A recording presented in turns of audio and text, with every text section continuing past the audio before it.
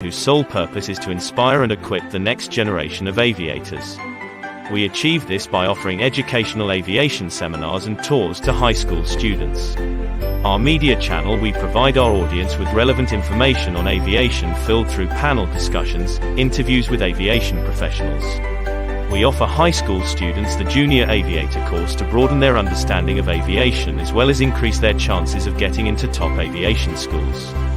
We also offer Aviation Refresher and Advanced course on aviation topics. All our courses are carefully designed by aviation experts with international aviation qualifications in a wide range of aviation disciplines.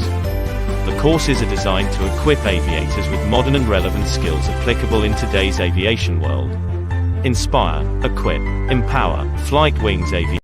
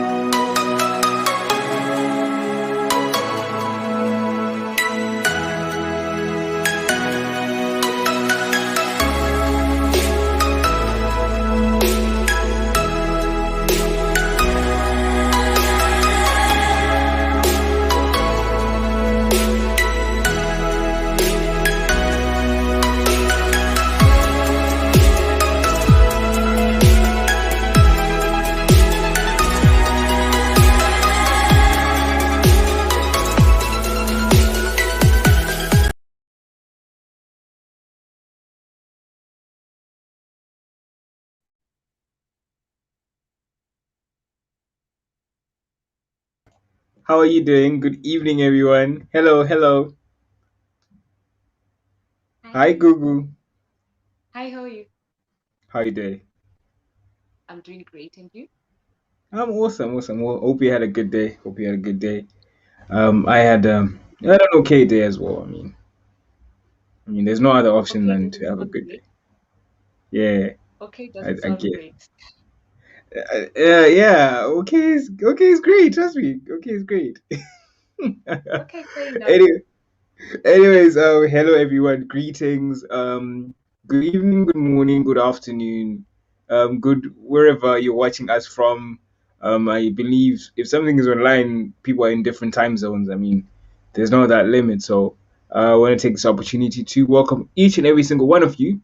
Welcome back, or you're new. If you're back, that means if you know us and you follow us, we're grateful for that. And if you're joining us for the first time, you're watching the Big Sky, a show where we get to explore the unlimited possibilities of aviation as a whole. And on this show, we get to inspire, equip, and empower all of you, as that is our mantra as Flight Wings Aviation. And as always, please feel free to use our comment section, and we prefer engaging conversations as well. So as well, just tell us where you're watching us from, and if you haven't done the like, subscribe, share, please do share this link right now. If you're gonna watch us later, thank you so much. And I am the host of the show. I go by the name Isaac Yami, and my co-host Miss Gugu. Can you say hi to the people and be polite? Hello, Flightly's Aviation family. This is Gugu, and I'm the co-host for the Big Sky Season 2. And I'm really excited to be here. I hope you're excited too, and I hope you get to learn a lot from tonight's show. Thank you. Awesome. I like the fact that you reiterated that it's a season two. Yeah, I've been doing this for long, but yes, this is season two. And if you've missed season one, I mean, you can go back and watch season one on our channel, or you're watching our channel right now. There's some classical interviews there as well, and interesting people, inspiring people. And like today, we're gonna have a guest as well, like always we're going to have a guest. And without further ado, we're going to call upon my brother in aviation, Mr. Takudzwa. But before he comes in, we need to give him a warm welcome. But I want to read his bio. I want to read his bio for specific reasons. For specific reasons. And Gugu, you're looking at me like that. I don't know why. Yes. So his name is Takudzwa Chidume. Comes from a Christian Catholic background. He loves classical music. That has been his long source of spiritual inspiration, and is interested in learning Zen, Buddhism, and exploring other faiths. He's an environmentalist, is an enthusiast with the feminist tendencies. He loves the Bible, he watches soccer, he involves into thoughtful conversation, and he sees himself as a philosopher. And he's a third year student, aeronautical engineering at the University of Zimbabwe. So a little bit of drum roll, please, Google. Hi My guys. brother, How Takudzwanashe, are how are you? you doing, sir? I'm great and Awesome, yourself? good. I'm awesome. I'm happy. I'm happy. First of all, I'm happy because you love classical music. So that means that at some point we're gonna have that moment where we're gonna like have a slight curve here in terms of like music, classical music. Google don't look at me like that. I mean, yes. But Okay. anyways, to the main gist of today. Basically greet the viewers and just just break some little bit of ice, not too much, as we engage and say hi to your viewers. Oh, hi viewers. How are you? I'm very well. I hope I find you well, wherever you are from around the globe. Good evening, good afternoon, good morning, depending on where you are. And I'm going to be the guest for today's show. Thank you very much. Awesome, awesome, awesome, awesome. That was short and brief. So, Sir Takudzwa, today you are our honorable guest. Feel free to give us the gist and the gist about you and then basically what we're going to talk about today. So, as we get into our animated discussion, we're going to start off with a brief background of you without really preempting. I think I mentioned a few things in your bio, but I think if there's certain things that you haven't mentioned there that just describe you a bit, but not too much. Give us the brief background. Give us a brief background about yourself, who you are. Okay. And how brief is brief? because the brief can be describe yourself in 3 words. That's brief. Still, Uh, anyways, yeah, not entire, not a very long comprehension, just a little bit. I guess that works. okay. So I am a third year aeronautical engineering student at the University of Zimbabwe. I'm specializing in avionics, which is a branch of aeronautics that deals with aviation electronics. I'm 20 years old, and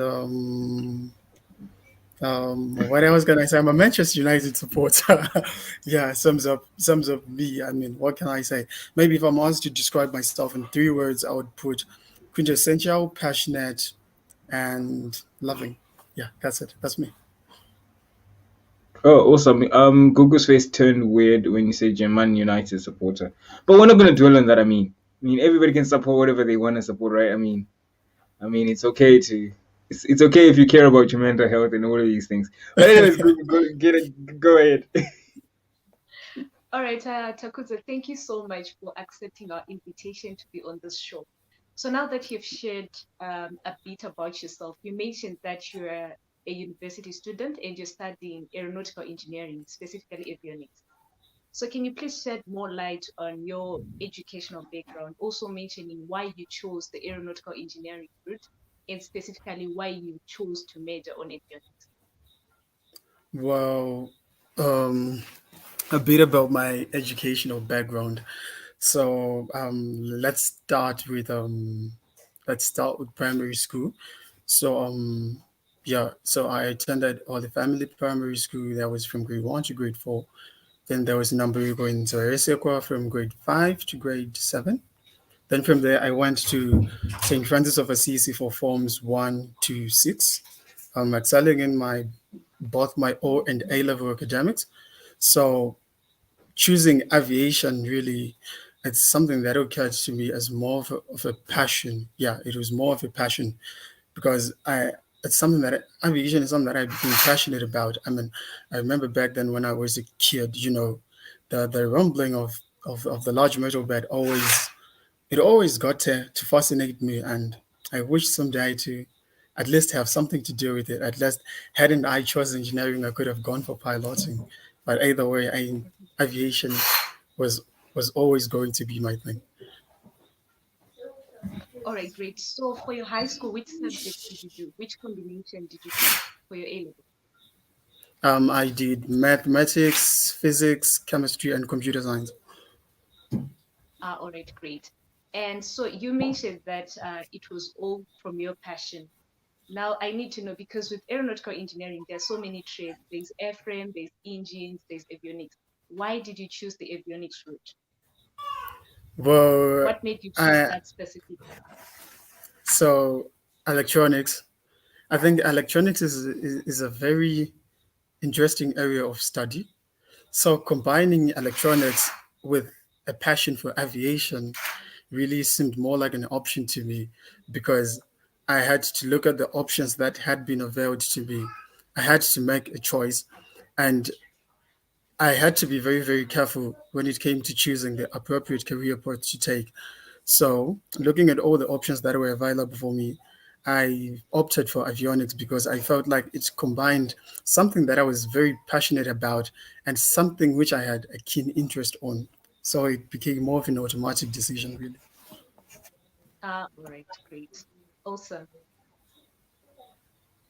So following on that note as well, like, did you face any challenges in choosing the career path? Basically, like how did that go? The thought process, the decision making process. Oh, well, Take yeah, us through that. it was a very tough one. Really, it was a very very tough one. You know, growing up, let's say high school, right, ZJC into O level. Okay, so my teachers thought my social science reasoning skills were better than my scientific reasoning skills. So they thought for the future I was going to take something like law because I used to be a debater in high school as well, a very good one in fact. So it was really natural for them to think that I was going to take that path. So they used arts at St. Francis of Assisi for A level, or during my time, they didn't have that part of advanced level. So they were really really surprised to see me on the first day when I came back for lower six. So I vividly recall one of the teachers asking me, "Well, what are you doing here?" I said, "I came back to study." And he said, "Okay, so what are you going to study?" I told them mathematics, physics, chemistry, and computer science. They said, "Oh, okay, okay." It was a very unconvincing okay, but they couldn't deny me the chance because I was literally their best returning student. I think hadn't I been the best returning student, I don't think I would have really stood a chance to come back and do sciences at A level. Okay, So yeah, interesting. progressing from there. Progressing from there, I had to after A level. So I by the grace of God, I did well in my A level studies. So you know how people are so obsessed with having doctors in their families. Like I for my sake, my granddad and my grandmom, they were nurses, but my granddad had a high rank, and everybody felt like it was a very natural decision for me to conform to medicine because of these guys. But then again, I had to, yeah, it had to come off as a disappointment on their behalf because they thought I was going to be the one who was going to continue propelling the name when it came to medical field. So yeah, Awesome. that was my So own did you? fair share of challenges. So sorry to interject you. Did you get any backlash from you choosing what you chose? No, not really. At the end of the day, they all told me to follow my passion. Yeah, that's what they agreed, because it's not like I had an obligation to pick it up. It was just a suggestion. Yeah, a suggestion. It's something that they were naturally inclined to think. I would like to put it in that way. So yeah, a bit of backlash, but it wasn't so much after, because they understand. My family members understand very well what it means to be passionate about something. So yeah, at the end of the day, they all allowed me to chase my passion, and they have been very supportive. Oh, awesome. Okay, great, Taku. Thank you so much for sharing that with us. So now, I know I'm going to sound a bit technical, but you're in your third year now. So yeah, um, I'm sure you know that with avionics, there are a lot of branches. For example, the Yes, yes. electrical systems, yeah, the instruments, the navigational, the radios and communications, etc. So which branch are you aiming for, and how do you plan to achieve whatever qualifications that you have to be said, now Tapu is a qualified aeronautical engineer, avionics trade, and specifically this? I think I would go with communication any day. Communications. Okay, Okay, I think why? I would. I think I would love to really learn more about microwaves. I mean, you look at the trends. They have been here. They have been here for some time, and the trends suggest that they are going to be there at least for the foreseeable future. I mean, if you look at it, they are like, I can't say the simplest form of communication available, but at least they're the most efficient. I mean, look at it from in a microwave communication system. You only need a receiver, a transmitter, a transmission line, and what else? The fourth component is probably the gadget. Yeah, that you wish to have, or to receive the signal. And looking at how the pace at which technology is moving, despite the fact that we have successfully discovered optic fibers, they still have a challenge. They need a medium, unlike as compared to microwaves. Microwaves don't really need much of a transmission medium because they can travel through air. So I think if I'm going to specialize, I'm going to specialize with communications communication systems for aircraft, spacecraft, unmanned aerial vehicles. So be it. Communication is where I'm going. That's where I'm inclined to go. All right. So with, I'm not sure. I need to ask. So with UZ, right? You're in your third year now. By the time you graduate, like what exactly will you be holding as a qualification? Is it basically aeronautical engineering and then you need to specialize after, or you do everything before you graduate? Well, we get given options. So what happens is, for the undergraduate, we are going to learn all the basics of avionics, right? Then I think I would take it up for masters. That's when I'll get to have the chance to specialize in communications. Yeah, I think that's how it's going to be. All right, great. So I'm sure there are young aspiring aeronautical engineers listening to us right now. So with UZ, at which level do you end at? Like, do they offer degree, master's, PhD? Like, we need to know, what are they providing, up to which stage? Oh, at the University of Zimbabwe. Yes. For the PhD one, I'm not too sure yet. I'm aware of the master's program, and I Awesome. hear that Great. I hear that they've partnered New South Wales. It's going to be taking students for masters, I suppose, PhD as well. Ah, awesome. Thank you. Yeah. Okay. Um, are you're gonna do PhD? No? Yes? Maybe? What? Okay, come again. I didn't get you. I didn't quite get you there. I was saying that are you gonna do PhD? Are you considering doing PhD then? Whoa, Either whoa, way. whoa. Okay, okay. It's I'm really, I'm really dining with the idea, but not anytime soon. Not anytime soon. Seriously, not anytime soon. I think what's important is after the undergraduate, I'm gonna go get into the industry, get a bit of hands-on technical expertise, right? Okay. Then afterwards, I'll consider engaging maybe um, an outside university, probably Delft Technology of University or something, for for the master's program. And yeah, maybe once I have the master's, I'll start thinking about the PhD. Awesome. So my question my line of questioning would go to us being a little bit of futuristic in terms of where do you see yourself in the next 5 to 10 years in terms of your career, and what what did you put on your vision board? You sound organized. You sound like you do have a vision board. I mean, what's your vision in terms of your career? Okay, that's a very good question, a very good one.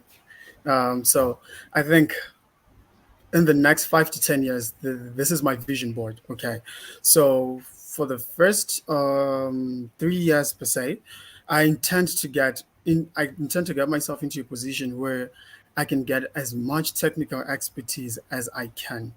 Okay, so that means I'm looking at working on a line, on yeah, specifically on a line for an airline company, a busy one, in fact.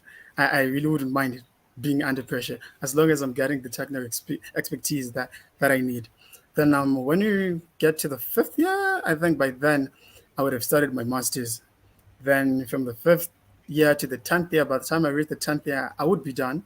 And I really, it has been really a wish, at least a wish that I've had to someday be to someday work for Skunkworks or probably Boeing on the military side, not the aviation, not the commercial one, the military side. So yeah, I see at least in the next 10 years, I think I will be dealing with military communications if God permits. That's F. You said you're interested in military, like Well, like yeah, yeah. like going to war and stuff. Not really, not really. It's not only about going to war. I mean, there are a whole lot of applications. It's not like it's confined to military. I mean, look, there is a space race. People are trying. I want to race on a mission to get to Mars, get to other continents. There is enough evidence to suggest that there are plenty of habitable planets out there besides Earth. In fact, planets which are more habitable than Earth. I mean, that's where some of this type of communication comes in handy, because when you want to have missions like those, you don't take civil type of communication and expect them to do the job. You'd need something much more than that, which probably remains classified. And by virtue of it being classified, it usually implies that it falls under the military category. I hope you get what I'm saying. Oh yeah, I totally understand. I totally understand you. I was just imagining um your military taste. I mean, you know that life is not guaranteed if you're working for the military. But Yeah, then yeah, in that mindset, I think someone was also asking a follow up question. I think we can allow it. He says, then why didn't you go for Air Force since you're interested in the military? But I think you defined it, if I'm not mistaken. I think you defined what you meant when you say military. I believe yeah, you yeah. spoke I about did. how the classified, and then hence it becomes a military, not because you like guns, but it's become like I think the quality of what you learn technically is what you're looking Yes, for yes, from yes, that. yes. And even if you had to look at it, I mentioned skunkworks in when I was talking about my aspirations.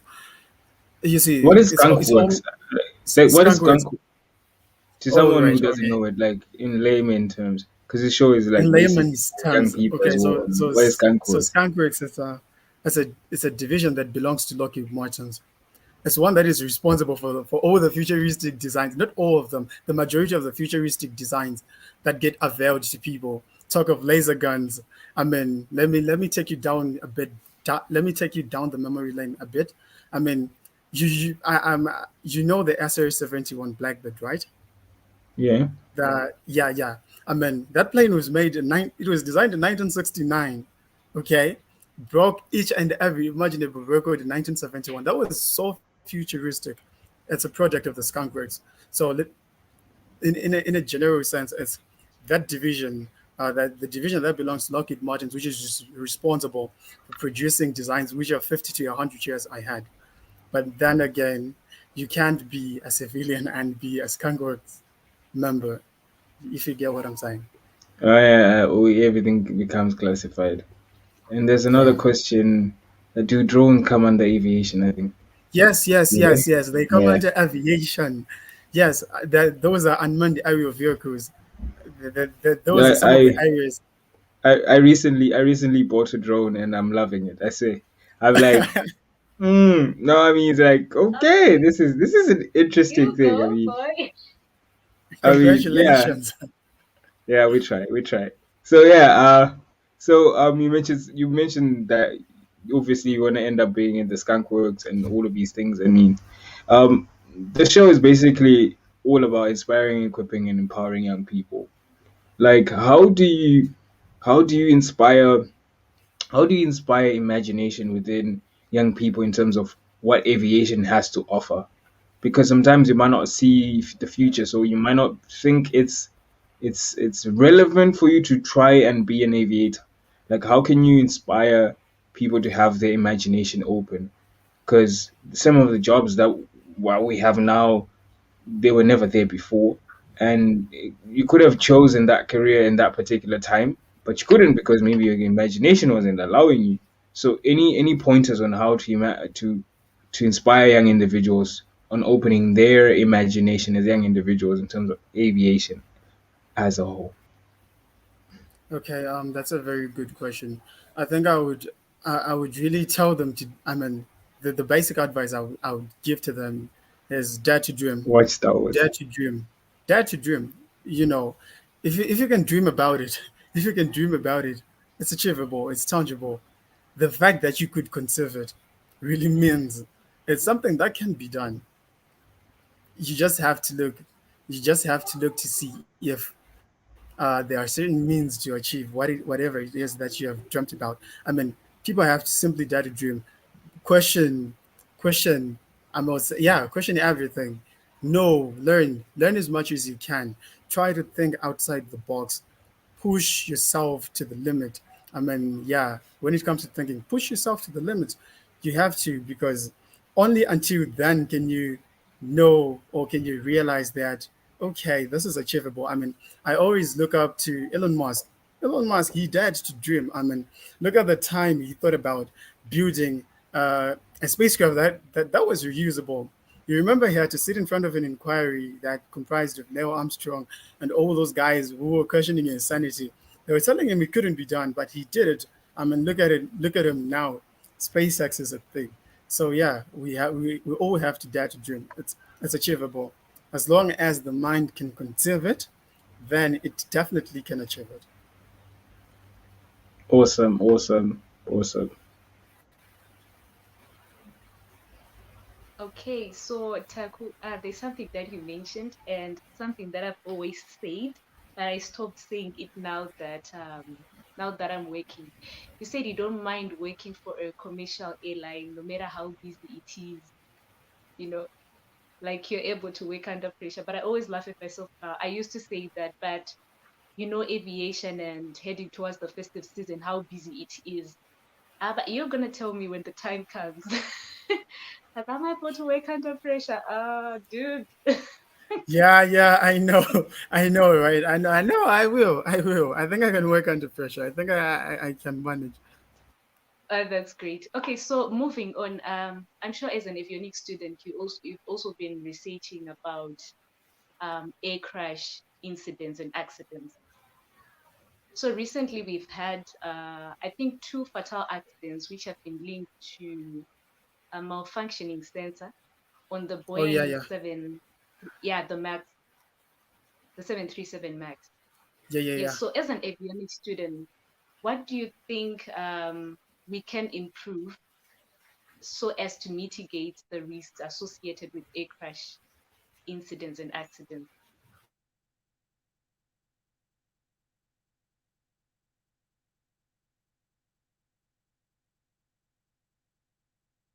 Hello,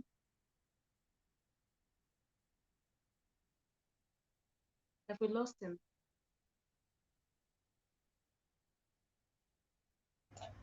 Have you lost him?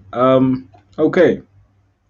Whilst we wait for him to technically come back, we're gonna take this moment for a short ad break, and see you in the next few seconds.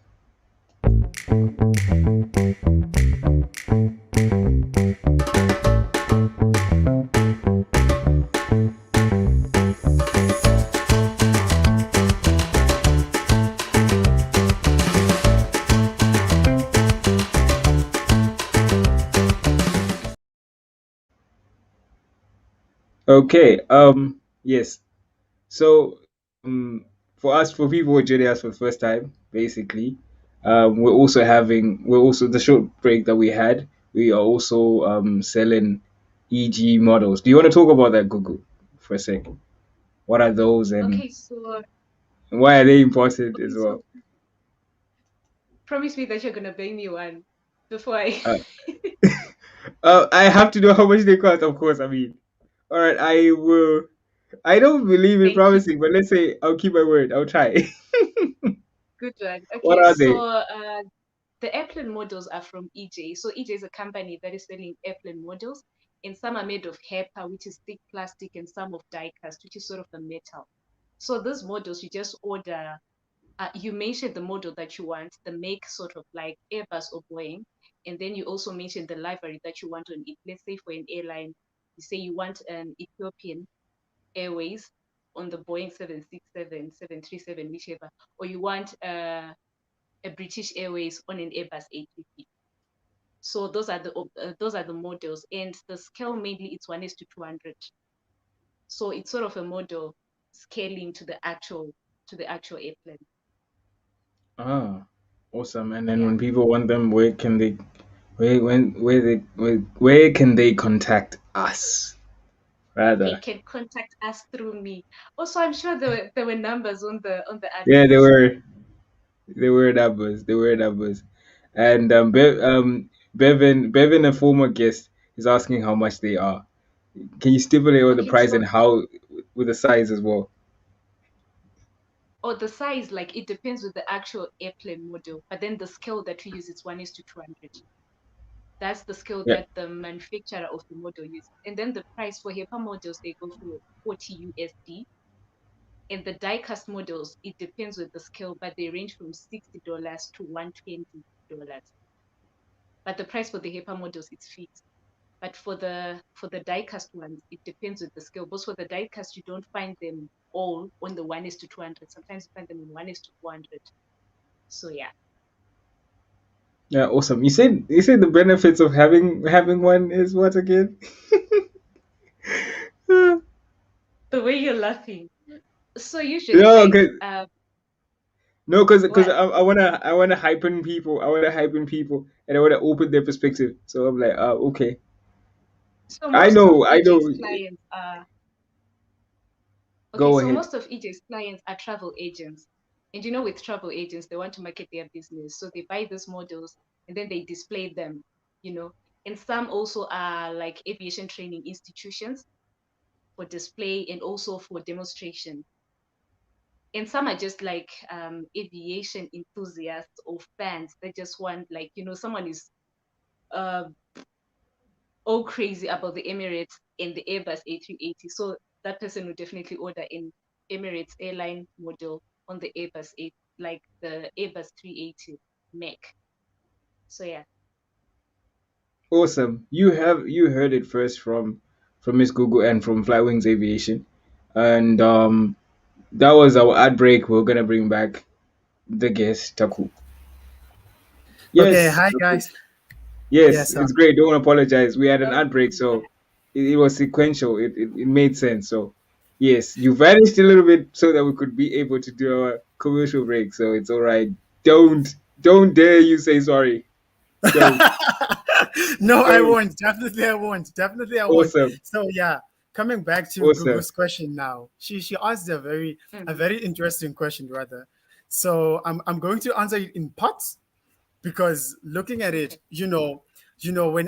when accidents happen in aviation, usually they they are just a manifestation, an observable manifestation of a myriad of errors in the background, right? That's what happens when aviation occur in aviation.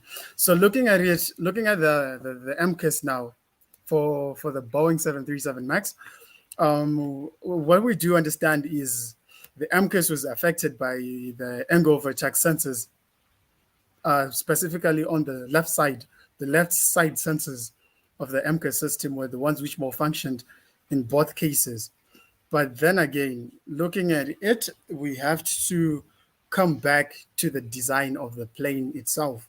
And we also have to look at the problems or the challenges that Boeing had encountered that led to the fall of these two birds. Because, mind you, I mean, having two birds in a space of 5 months was enough to cause shockwaves, and imagine the losses that the company incurred. Mhm. So, Mhm. as an avionics student, the advice that I would give to the people is, or to the engineers at Boeing is, they really have to reinstall the majority of their systems. I think from the display systems, they have to carry out extensive research and testing, not only extensive but rigorous testing on all the sensors that are on the plane. Because hadn't the sensors failed, I mean, hadn't the sensor failed, the planes wouldn't have fallen down. But however, let's look at the problem from a deeper perspective. You look at what Mhm. was happening at Boeing. You look at it from back, say, starting from 2010. That's when Boeing started having problems. If it's look at what was happening, I'm an aviation enthusiast. I mean, besides the fact that I'm an aviation engineer, so I get exposed to a lot of that stuff. So starting from 2010, you see, Boeing had a problem where, one CEO was coming after another, CEO after CEO after CEO. They were each resigning over different variations. For example, you had the first one, he resigned because of ethical violations, where he had to move the company's headquarters from Seattle to Chicago for a price, right? He had to isolate the headquarters or the management of the company from the engineers. So, in essence, the company, rather the Boeing itself, it became more of a profit-making company and less of an engineering company. You know what happens in aviation when you do a trade-off between safety and cost, right?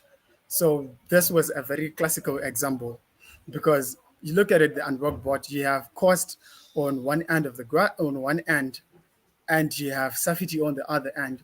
So if the costs are to go up, the company will become bankrupt. But if the safety is to be compromised, then that means the company will have accidents, which is what happened.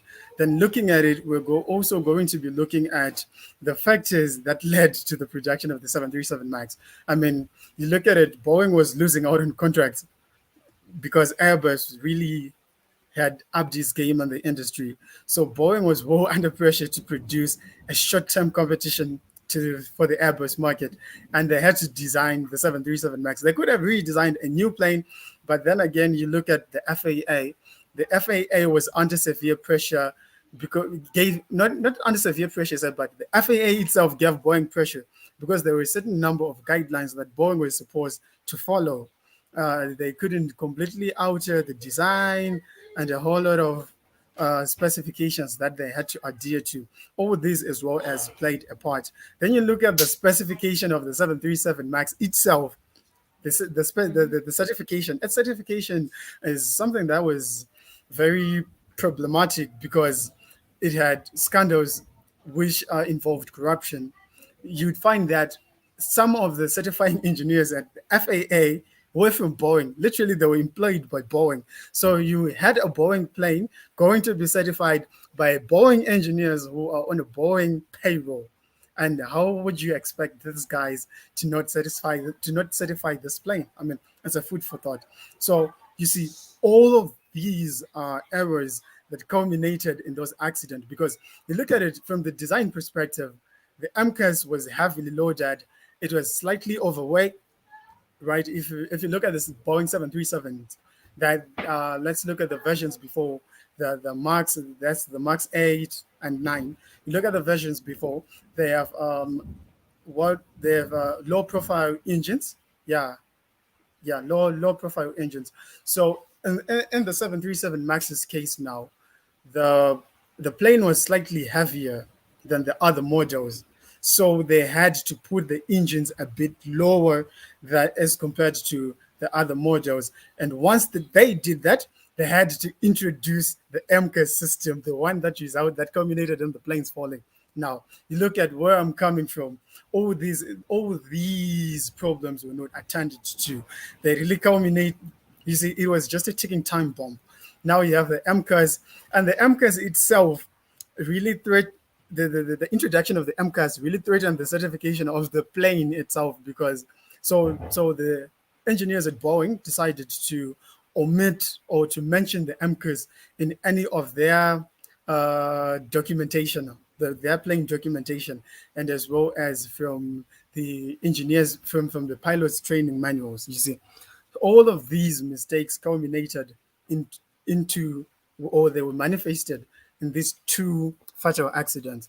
So you see, the biggest advice that I would give to to the guys from Boeing is they really don't have to cut corners. I'm glad they have made drastic changes to their hierarchy, starting off with the CEO as well as their production line, and I hope their production has become less of profit making and more of safety because the safety is always a priority. I mean, it wasn't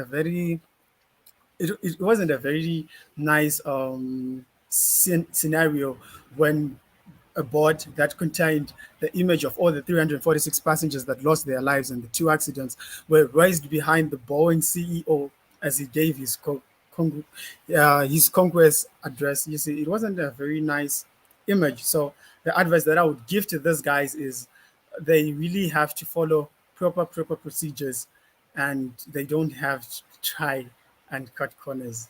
As this is a perfect example. I mean, we also have the Douglas, the DC-10s. Yes, they did corner cutting as well, and you know what happened to the DC-10s. They led to the demise of the company. It became less prominent. So yeah, that's the advice I would give to them. Okay, great. Thank you. So Ladies I and think this gentlemen, that's actually how you explain applies a not only to the crisis Boeing in team, but elaboration. to everyone. Sorry. Yeah. Okay, pardon. Yeah, I Could think you? this applies to everyone in the aviation industry. And this is why we always learn about human factors. Because I mean, the human being is inherently unreliable. No one is perfect, but we have to keep on like reminding each other of how best we can commit ourselves to our work. So out of interest, are you an Airbus or a Boeing fan? Okay, avionics being my thing. Any day I would go for Airbus. I would go for You have Airbus answered me any day. already. Yes, The moment you avionics said being my thing. avionics, you answered me already. Fine. That's okay. Technologically, all right. Okay, all right. Technologically speaking, I would like to believe the Airbus is way too sophisticated as compared to the Boeing. The Boeing always has a way of maintaining a balance between the sound engineering principles and ethics and and I'm a bit of technological advancements designs, but Airbus, it's technology throughout. I mean, they go for broke when it comes to technology. So I'm really, really obliged to go with Bowen. All right, great. Awesome. Yeah, this was a lot of information. I don't want to say dumping, but yeah, there was so much information shared, and yeah, that was some classical explanation and elaboration on the mayhems that happen in the aviation industry. But we're gonna take a slight caveat from the heavy stuff, and then we're gonna address a few things in terms of who you are as a person.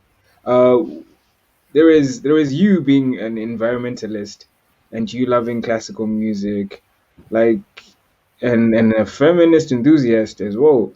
Like like take us through that side of you as well. But like for me, let's start with the classical music first. Who's your favorite composer, and why classical music? Well, well, I think in this world where the computer has been instrumental in the production of music, I think the sense of originality when it comes to musical notes and music in general has been really compromised.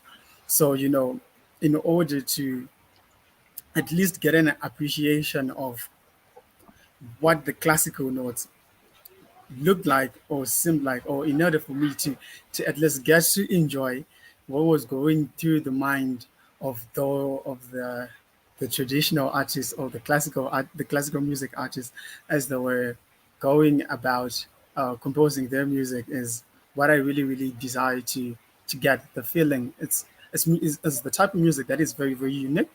It's relaxing. It allows people to recollect. I'm someone who believes in self introspection that much. So yeah, such type of music allows me to be on a whole new level. It On your takes level, my. are you a Beethoven guy or a Mozart guy? Which one, if you're gonna choose between two of them? I think I would go for the former. I see.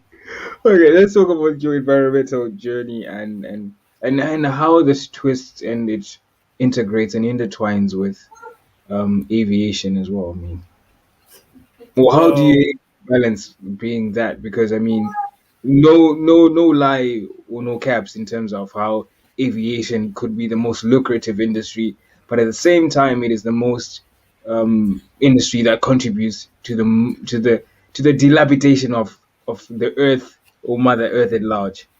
How do you balance that equation in looking into that kind of perspective? so I think being an environmentalist and being an aviation guy now, the balance comes in when we try to look at how the planes are running, and we try to incorporate those processes into say into into proposals that are concerned with saving the environment. For example, we have people now testing the hydrogen powered aircraft, right? We have people testing electric planes, solar powered planes. So what we intend to do is, I think, let me talk from my own perspective, from my own point of view, right? I think I would combine, um, I would combine uh, the environmental part with the aviation part when it comes to coming up with designs that are environmentally friendly. We're going to be looking at the modern. I was reading an article from Airbus this past week where they were talking about creating planes for the future that are going to be very energy efficient and that are going to be environmentally friendly. So yeah, the link between aviation and environment comes into trying to integrate the aviation aspects to create an environmentally friendly product. I think that's the link between the two. Oh, awesome. And as well as you're feminist as well. I mean, briefly touch on that. I don't want you to Oh be yeah. cancelled, so be careful on that one. But I'm gonna briefly touch on that. I mean, Okay. So let's it's a talk. Let's sensitive issue. I mean, Google is a sensitive issue. I mean, It's It a is. slightly sensitive issue. So I was like, oh, okay, cool. Go ahead. Okay, let's get to the feminist part. I think that's what you're waiting for, isn't it? Gogo, don't you want to hear about it as well? I'm all ears. Of course, I mean, I did it for Google. I was gone when with the classical music part. I mean, yeah, but you Google would not forgive me for you to elaborate and to emphasize. Okay. So I believe, I would like to believe, us being humans, we all have equal. I think we can. I think women can equally do what men can do. I mean, we can't say what men can do, women do better. No, no, no. I think women can equally do what men can do, and as such, I strongly believe that women, given the opportunity, have the ability go go beyond their wildest imaginations. I would like to believe, oh, yeah, I believe that women, given the platform, given the opportunity, are able to take the world by storm. I mean, there is enough evidence to suggest that I've been privileged enough to encounter such power women in my life. So yeah, I am an ardent supporter of feminism, only to the extent that women and men become equal, and women having more rights. I mean, at the end of the day, we all have roles to play, roles to play in our different lives, in our different areas of life. So, in as much as women and men get given an equal foot when it comes to opportunities, I also believe that women are, it's not gender stereotyping, but I believe there are certain jobs that women can do better, that men would rather leave them for women to do, and certain jobs that women have to leave for men to do. So yeah, I think that's it. So I hope that serves you. I mean, Gugu is a very classical Yeah, example awesome. of what Let's a let's lady can let's do. Yeah, yeah, but she's like a let's very run away from classical that real example. quick. Yes, Thank you, Takuzo, because for how thank many you women for that. do you ever encounter in an airline or working in the aviation industry? You look at the ratios, the statistics. I mean, numbers don't lie. Check the scoreboard. She is a walking testimony. So yeah, I'm an ardent believer, an ardent supporter of feminism. Oh yeah, I'm the only female engineer at my workplace. You see now, that's what I'm talking about. I said, why are you looking at me like No, that? Thank you so I much. am entirely not saying. I mean, I was like, okay, cool, yes. Oh yeah, She's the walking she's the walking example, the walking evidence. But yeah, thank you so Google, much, over to Takuzo, you. for that. But I choose not to comment about feminism. But thank you so much for speaking on our behalf. It's a pleasure. Isaac, you're saying something. No, I was handing it back to you as we are All right. drawing to a conclusion. Sadly, um, yeah, I think we have a few couple of questions left.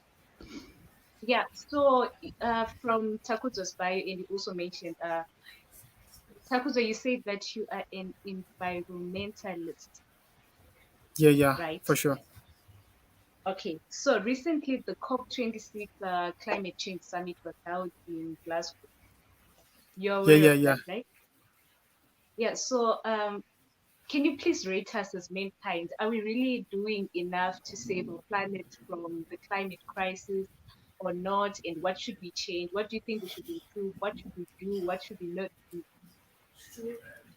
I think when it comes to the definition of enough, that becomes problematic. Yes, we're making efforts to save our planet, but our unfortunately our efforts aren't as sufficient as they ought to be. Those the resolutions they made are very sound resolutions. I mean, eliminating the use of carbon based uh, power source by 2040 for developing countries and 2030 for developed countries. Yeah, that was a very noble initiative. But let's agree to disagree. I just feel like they we are not doing enough. We haven't really done enough to save save our climate. We haven't done enough. There's still a whole lot of evidence to suggest that we could do better. And I think by doing better, I think we look to changing. We need to change the way we look at the environment. I mean, starting with the way that people are educated about the environment, Mm, there needs to be a more radical approach when it comes to teaching people about the environment, about the changes, about the implications of climate change.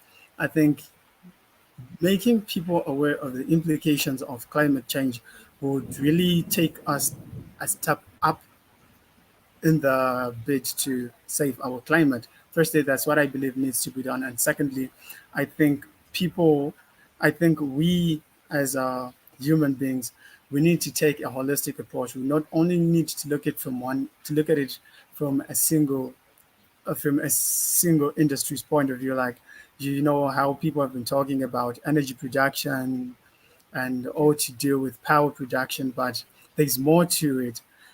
I think the question rather is not how we can serve the climate, but how we can rather sustain balance within the climate, because the climate thrives on balance.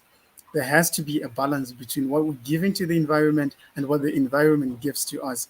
So mm, if we're able to sustain that cycle, yeah, let's call it a cycle, a web of some sort, the food webs, yeah, of some sort. If we are able to sustain that cycle, or where we where we give the environment what the environment can take, then we would have started making efforts to save our climate. Otherwise, otherwise, our efforts will still not be enough. We will need to really pull up our socks as far as saving the climate is concerned. awesome. Thank you so much. That's enough for Was me. okay. Yeah, he disappeared. Did he? Okay, Taco, you still there? Like Hello. that, we have lost him.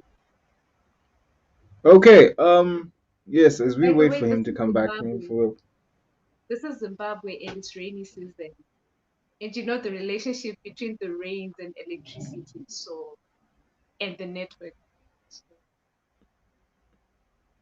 Okay. All right. uh, Okay. So that was our guest Taku. He abruptly left us just now. But thank you so much for viewers who watched us from the beginning of the show. Thank you so much. I believe we all learned a lot and learned a lot. The young man has so much data. He gave us so much, and thank you so much. And Google, any final last words, any takeaways that you would want to share before we close the show today. I just want to tell our audience to look forward to next week because we are going better and better. So please remember next week, same day, same time, we'll be on. Awesome, awesome. Do you want to tell us who's coming next week, or we keep that as a surprise? Mm, Surprise? surprise. Bye. Okay. Yeah, she likes surprises, so do I. So thank you so much again. Once again, you are watching The Big Sky, which is a show where we get to explore the unlimited possibilities of aviation, all about aviation, and we are brought to you by Flight Wings Aviation, which goes by the mantra equip, inspire, and empower. So I believe most of you have been, and we are on the journey of inspiring the future aviators. So have a pleasant good night, morning, great day. Bye for now.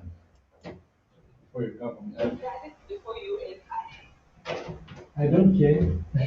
I don't care. I used to kiss my ex. Would not be able to my ex.